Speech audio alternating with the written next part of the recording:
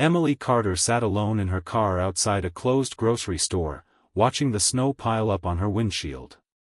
She was 32, exhausted, and carrying the kind of tiredness that sleep never fixes. The year behind her had been brutal. A layoff from her marketing job. A broken engagement. Medical bills from her father's heart surgery. The new year didn't feel like a fresh start, it felt like another mountain she wasn't sure she could climb. Her phone buzzed. A notification from social media, "New year, new me." Emily laughed bitterly. "Yeah," she whispered, "sure." She turned the key, ready to drive home, when she noticed a man standing near the bus stop across the street. He was older, maybe late 50s, wearing a thin jacket that wasn't meant for Ohio winters. He held a cardboard sign, but the words were barely visible through the snow.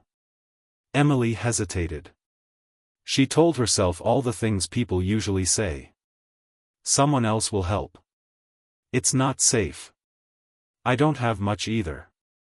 The countdown began somewhere in the distance. 10. 9.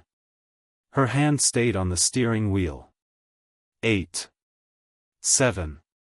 Then she remembered something her mother used to say. Kindness is never about having extra. It's about choosing to care. At 6 seconds to midnight, Emily opened her car door. The man looked surprised as she approached. His name was Robert Miller. He'd worked 25 years as a factory technician before the plant shut down. One medical emergency, one missed rent payment, and suddenly he was homeless, something he never thought could happen to him. "I don't need money," Emily said softly. "But, are you okay?" Robert swallowed hard. No one had asked him that in weeks. 5 minutes later, fireworks cracked open the sky as the new year began. Emily drove Robert to a nearby diner that stayed open late. She bought him a hot meal and listened, really listened, as he talked about his daughter in Arizona, the job applications that never got replies, and the quiet shame of being invisible. That night, Emily didn't solve his life. She didn't save the world. She just chose kindness. And that choice changed everything. The next morning, Emily shared the experience online, not to brag, but to remind people that kindness still existed. She didn't expect much. But the post spread. Thousands of shares. Comments from people saying, "I'll do one kind thing today." A local nonprofit saw the post and reached out. They helped Robert get temporary housing.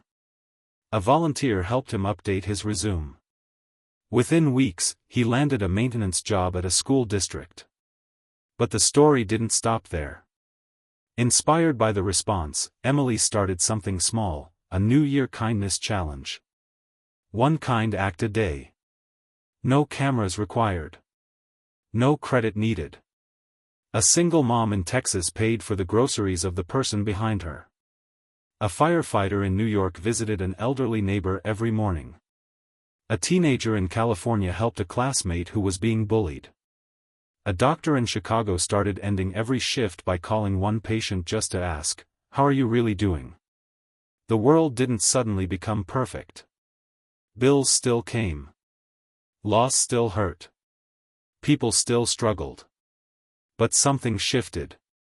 Communities felt warmer. Strangers felt closer. People remembered that they mattered, to someone. Emily's father recovered. She found freelance work that slowly turned into a new career. But the biggest change wasn't in her circumstances, it was in her heart. She realized that hope isn't something you wait for. It's something you create. On the 1-year anniversary of that snowy night, Emily stood at the same street corner. She didn't see Robert at the bus stop anymore. Instead, she saw families laughing, volunteers handing out coats, and people who had chosen kindness as their real resolution. Because the truth is simple. The world doesn't change when the calendar does. The world changes when people do. This new year, you don't need a perfect plan. You don't need more money or more time. You just need one choice. Choose kindness. If this story touched your heart, please like the video and subscribe to the channel.